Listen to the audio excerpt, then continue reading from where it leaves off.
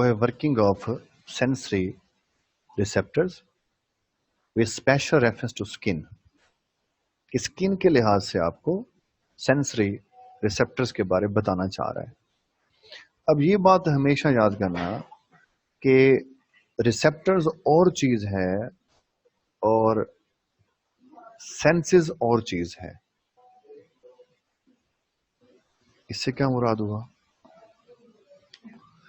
या हम यूं भी कह सकते हैं कि रिसेप्टर्स और नर्व एंडिंग्स में फर्क है। यूं कह दो बल्कि कि 5 डिफरेंट टाइप्स की सेंसेस हैं जो आप पढ़ते रहते हैं कि विजन है, हियरिंग है, टच है, प्रेशर है, बल्कि टच है, टेस्ट है और स्मेल है।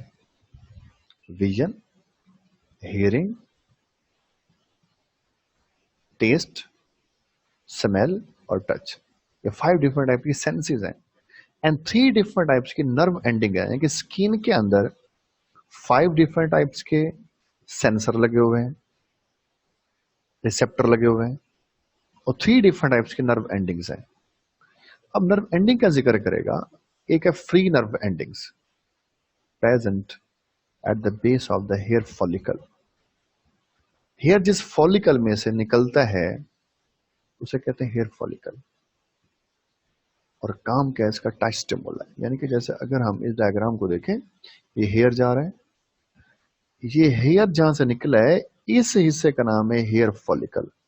तो जो फ्री नर्व एंडिंग है इसकी बेस पर यहां पर होंगी, जहां पर जिसको दिखाया नहीं गया, जो फ्री नर्व एंडिंग है present at the base of the hair follicle. जैसे अगर किसी का बाल खींचते हैं तो उसको दर्द का, पेन का एहसास होता है, वो दरअसल उसकी बेस के ऊपर मौजूद फ्री नर्व एंडिंग की वजह से है। ये नर्व एंडिंग है, नर्व एंडिंग है ना, यानी कि नर्व का एंड हो रहा है, वो नर्व का एंड हो रहा है और एक नर्व एंडिंग हेयर फॉलिकल की बेस पर है।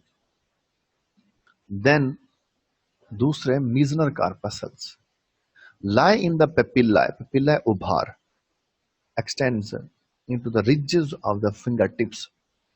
तो आपकी फिंगर की टिप्स हैं उन उभारों में, या फिर ये भी रिजेस हो सकते हैं। कैसे? जैसे मैं आपसे कहता हूं कि आपकी जो फिंगर हैं, अगर आप उल्टी साइड से उसको देखें, उसके ऊपर ये फिंगर के जोड़ पड़े हुए हैं। हमने पढ़ा था कि फिंगर के अंदर 3 बोन्स होती हैं। तो पीछे जो हर बोन के पीछे जो एक उभार सा बनता है फिंगर के पीछे, वो उसका पेपिल्ला है। एक मिनट ठहरो जरा बच्चों।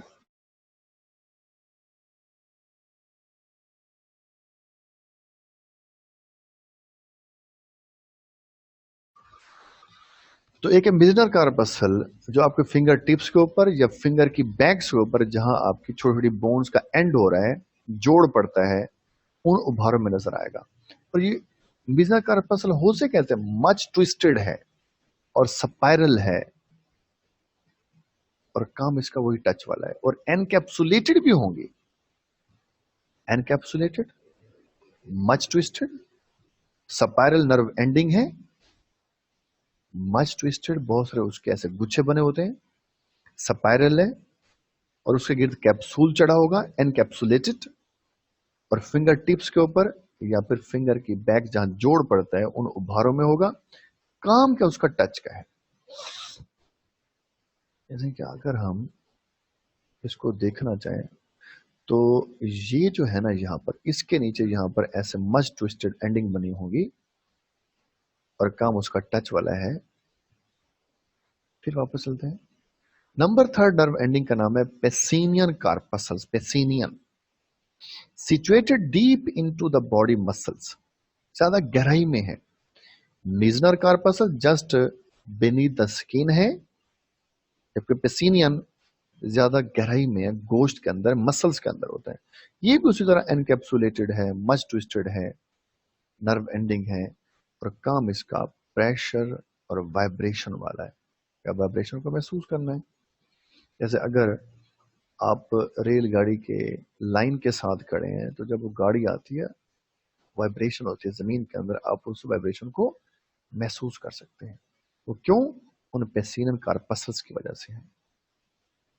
जैसे कि अगर हम डायग्राम को देखें, देखो ना, एक हेयर फॉलिकल की बेस पे नर्व एंडिंग है, एक just below the surface of skin यहाँ पे नजर आनी है प्री नर्व एंडिंग, एक ज्यादा गहराई पर नीचे यहाँ पे बना दो, यानी कि मीजनर और जो पेसिनियन होंगे दोनों एनकैप्सुलेटेड है, मच ट्विस्टेड है, स्पाइरल है, और जो पेसिनियन है उसका काम है प्रेशर को महसूस करना और वाइब्रेशन को महसूस करना। ऐसी जो नर्व एंडिंग है आपके नीज के अंदर, घुटनों के अंदर, या आपके जहां जहां जोड़ पड़ते हैं वहां पर, एल्बो के अंदर पेसिनियन कार्पसल्स आपको नजर आते हैं। अब ये तीनों लाजमी तैयार करना कि फ्री नर्व एंडिंग क्या है, मीजनल कार्पसल्स क्या है और पेसिनियन कार्पसल्स क्या है। देन एक और इंफॉर्मेशन देता है, pain receptors are 27 times more than the cold receptors. Pain वाले रिसेप्टर आपकी स्किन में कोल्ड वालों से 27 टाइम्स ज्यादा है, 27 गुना ज्यादा है। और cold receptors are 10 times more than the heat receptors. फिर कोल्ड वाले हीट वालों से 10 गुना ज्यादा है, यानी कि आपको सर्दी ज्यादा लगती है गर्मी के निस्बत, क्यों? सर्दी के रिसेप्टर जो ज्यादा खड़े हुए हैं। तो जो डिस्ट्रीब्यूशन है रिसेप्टर्स की या उनकी जो तादाद है वो एक जैसी नहीं है। Pain receptors are 27 times more than the cold and the cold are 10 times more than the heat receptors. फिर उनका फैलाव भी एक जैसा नहीं है, तादाद भी एक जैसी नहीं है, फैलाव भी एक जैसा नहीं है। Touch receptors are more numerous in the finger tips as compare to the back of the skin. अगर किसी को टच करना हो तो फिंगर टिप से टच करते हैं, वो टच वाले रिसेप्टर वहां पे ज्यादा है, और as compare to the back of the skin आपकी फिंगर की बैक के ऊपर ये टच रिसेप्टर वो कम है। दो बातें आ गई, एक pain receptor 27 times more than the cold receptor and cold are 10 times more than the heat receptor. फिर touch receptors are more numerous in the finger tips as compare to the back of the skin. ये topic खत्म हो गया। Diagram एक जो diagram आपकी book में है वो डायग्राम आपने बनानी है। उस डायग्राम को अगर हम देखें, ये दिखा रहा है कि ये सिबेशियस ग्लैंड है। चैप्टर 15 में पढ़ा था। सिबेशियस ग्लैंड कौन सा होता है? यहाँ से सिबम निकलता है, ऑयल निकलता है, जिससे आपकी स्किन ऑयली हो जानी है। ये ऑयल निकलता जा रहा है, यहाँ से निकलेगा। देन नेक्स्ट टॉपिक है न्यूरॉन्स का। न्यूरॉन्स क्या होते हैं? Structural and the functional unit of the nervous system. Structural and the functional unit of nervous system होते हैं। Higher animals like humans have neuroglia. जो हायर एनिमल्स हैं उनमें न्यूरॉन्स के अलावा कुछ और सेल हैं, उनका नाम क्या होता है? Neuroglia. Form half of the nervous system. ये half of the nervous system को मिलकर बनाते हैं। न्यूरोग्लिया काम क्या होता है? They provide the nutrition to the neurons and form the myelin sheath. Neuron के गिर्द या उसकी एक्सॉन के गिर्द जो प्लास्टिक की तरह कवरिंग होती है, माइलिन शीथ, उसको यही न्यूरोग्लिया बनाते हैं। देन आगे पार्ट्स आ रहे हैं कि एक न्यूरॉन के टू पार्ट्स हो सकते हैं। एक उसका सेल बॉडी है, या उसको सोमा कहते हैं। जैसा कि इस डायग्राम में आ जाए, फॉर एग्जांपल ये एक न्यूरॉन यूं पड़ा हुआ है। न्यूरॉन का ये सेल बॉडी है, नजर आ रहा है आपको? सेल बॉडी है, ये सेल बॉडी है। ये मेन न्यूट्रिशनल पार्ट है कौन? सेल बॉडी का। दूसरे होते हैं उसके प्रोसेसेस। प्रोसेस के अंदर ये उसकी एक्सॉन आ जाएगी और उसके डेंड्राइट्स आ जाने हैं। ये डेंड्राइट्स खड़े हुए हैं, ये वाले। वापस आओ। तो उसने कहा कि दो हिस्से हैं। पहला हिस्सा सेल बॉडी है, मेन न्यूट्रिशनल पार्ट है। Growth and maintenance of neuron, इसका काम है उस न्यूरॉन की ग्रोथ को कंट्रोल करना और न्यूरॉन्स को मेंटेन करना, यानी कि it can regenerate axon and the dendrites. अगर न्यूरॉन के डेंड्राइट्स या एक्सॉन या कोई हिस्सा डैमेज हो जाए तो सेल बॉडी उसको दोबारा रिकवर कर सकते हैं, उसको दोबारा बना सकते हैं। एक और बात भी, mature neuron can not further divides. Mature neuron दोबारा नहीं बन सकता। इसलिए जब मतलब बुढ़ापे का शिकार होता है, उसकी इंटेलिजेंस, उसकी मेमोरी, वो दोनों आहिस्ता आहिस्ता कम होती है। क्यों? नया न्यूरॉन तो बनता नहीं है, पहले वाले मरते जा रहे हैं। फिर इसकी सेल बॉडी के अंदर एक निजल ग्रेन्यूल्स है, निजल ग्रेन्यूल्स। वो क्या होता है? Group of ribosomes associated with rough endoplasmic reticulum and Golgi complex. अगर राइबोसोम्स का ग्रुप हो और वो रफ टाइप और गोल्जी के साथ मिलकर जुड़े हुए हों, उसे कहते हैं नेजल ग्रेन्यूल। ऑब्जेक्टिव तैयार करना, group of ribosomes associated with a rough type and Golgi complex is called nasal granules. Then microtubules, neurofibrils, rough type, mitochondria present throughout the exoplasm. कि ना सिर्फ ये माइक्रोट्यूब्यूल, न्यूरोफाइब्रिल्स, रफ टाइप, माइटोकॉन्ड्रिया सिर्फ उसके cell body में है, बल्कि जहां तक एक्सॉन जा रहे हैं, एक्सॉन की एंडिंग तक भी ये चीजें मौजूद होती हैं। एक्सोप्लाज्म क्या है? Cytoplasm of axon. एक्सॉन का साइटोप्लाज्म एक्सोप्लाज्म कहलाता है। अब दूसरा इसका हिस्सा है प्रोसेसेस, और प्रोसेस के अंदर मजीद दो चीजें हैं, डेंड्रॉन और एक्सॉन। डेंड्रॉन क्या है?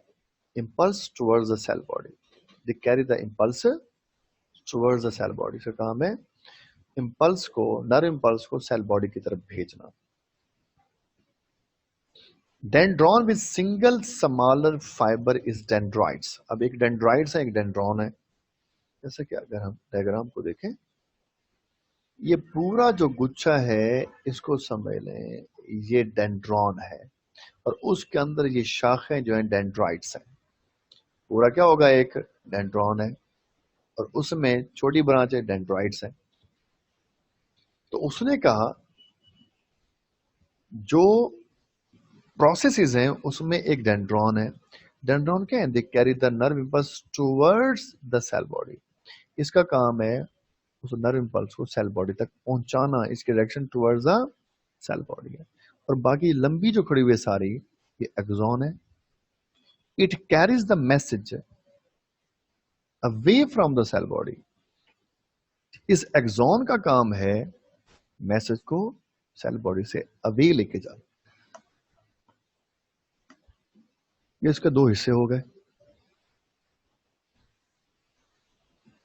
Axon connecting the impulse away from the cell body. फिर टाइप्स ऑफ न्यूरॉन आ गए। अभी तक न्यूरॉन के दो हिस्से, यानी कि उसका सेल बॉडी होता है, दूसरे उसके प्रोसेसेस, और प्रोसेस के अंदर फिर डेंड्रॉन और एक्सॉन है। अब आगे टाइप्स ऑफ न्यूरॉन। न्यूरॉन के थ्री टाइप्स कर रहे हैं। एक है सेंसरी न्यूरॉन।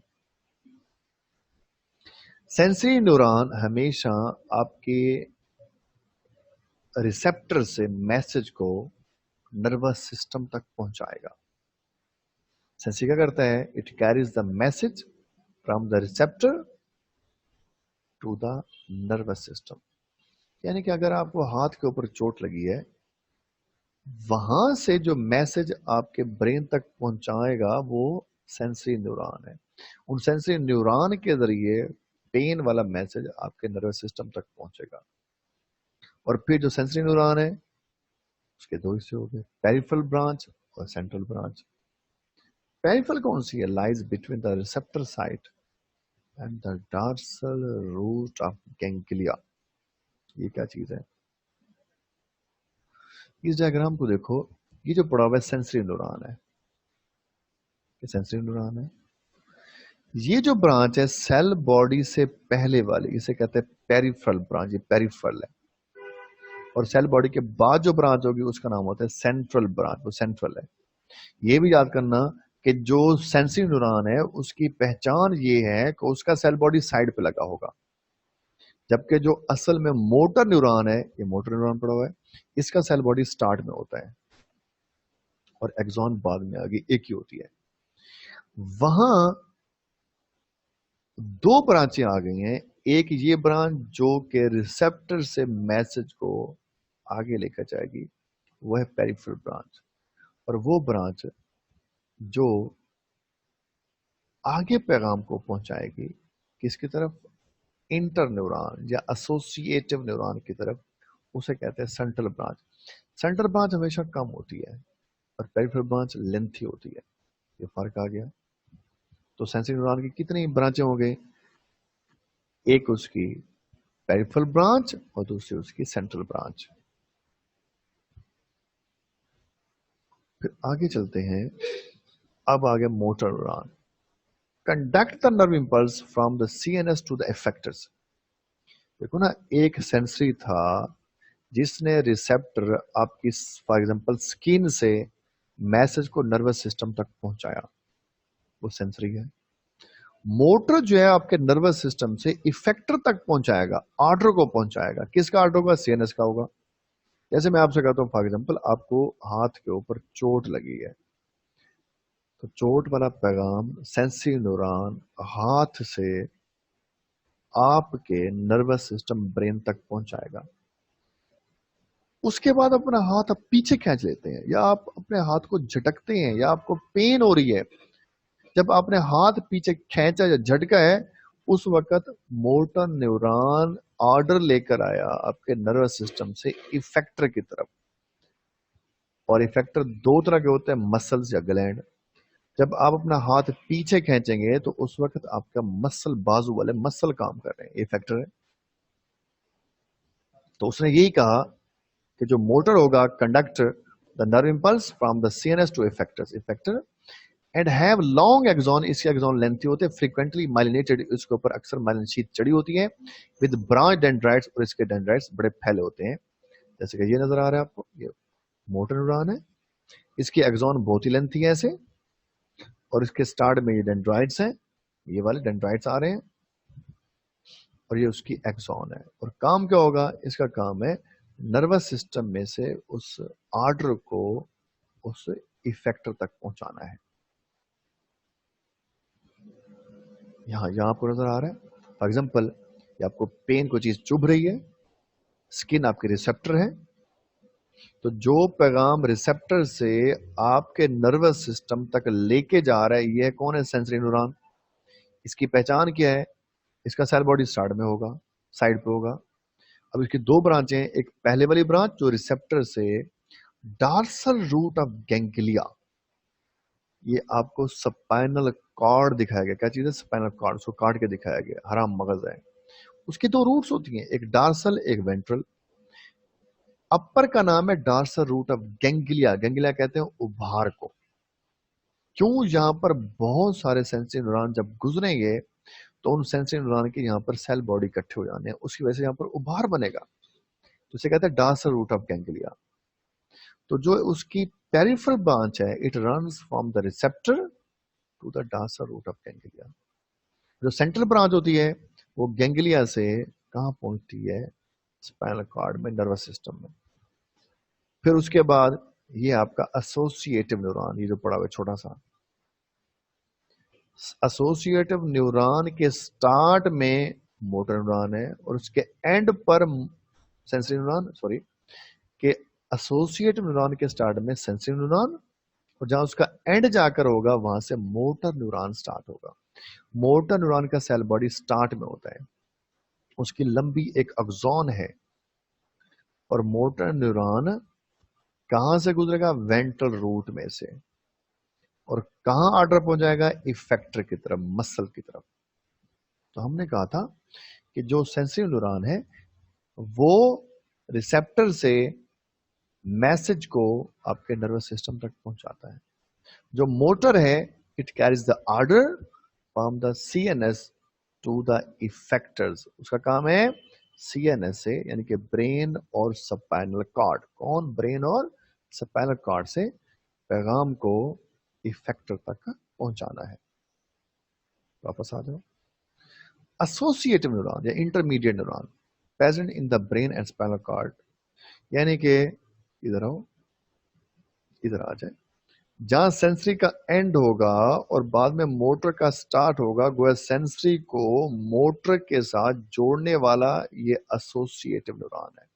हमेशा कहाँ होगा? आपके सीएनएस में, यानी कि ब्रेन या स्पाइनल कॉर्ड में होगा। और हाईली ब्रांच्ड, इसकी ब्रांचें बहुत ज्यादा होते हैं, गिव्स ट्री लाइक अपीयरेंस, इसकी अपीयरेंस ट्री लाइक होती है। जैसे आपको ये नजर आ रहा है, इसकी ब्रांचें बहुत ज्यादा हैं और ट्री लाइक है। जहां सेंसरी का एंड होगा और मोटर का स्टार्ट होगा, उनको दोनों को आपस में जोड़ने वाला कौन है? ये एसोसिएटिव न्यूरॉन है, एसोसिएटिव। यहां भी आपको दिखाया जा रहा है एसोसिएटिव न्यूरॉन पड़ा हुआ है। फिर वापस है, the structure we show the response when they are stimulated are called effectors, वो इफेक्टर कहलाते हैं। वो चीज जिसने अपना रिस्पॉन्स शो करना है वो इफेक्टर्स है। वो चीज जिसने सिर्फ मैसेज को रिसीव करना है, जो मैसेज को रिसीव करता है वो रिसेप्टर है, रिसेप्टर रिसीव करने वाला।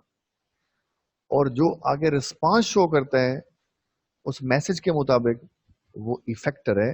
और इफेक्टर दो तरह के होते हैं, मसल या फिर glands. Gland show response by secreting the hormones.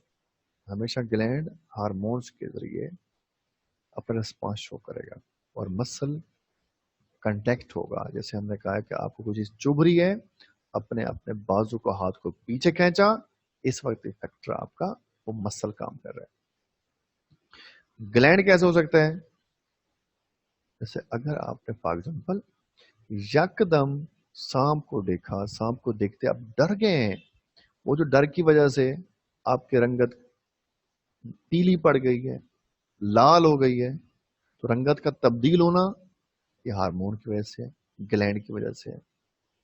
और उसके साथ आपको खड़े खड़े पसीना छूट जाएगा, हालांकि आप भागे तो है नहीं, खड़े हुए डर गए, तो डर की वजह से जो आपको रंगत तब्दील हो रही है, या वहां से उसके साथ आपको पसीना छूट गया है, ये ग्लैंड काम करे। फिर बाद में आपने वहां से भागना है, जान बचाने का था, जब भागेंगे आप तो उस वक्त आपके मसल्स काम कर रहे हैं, उस वक्त इफेक्टर आपके मसल हो जाने। वहां आपकी बुक में 3-4 डायग्राम खड़े हुए हैं, उन डायग्राम को आपने करना है, ठीक है ना?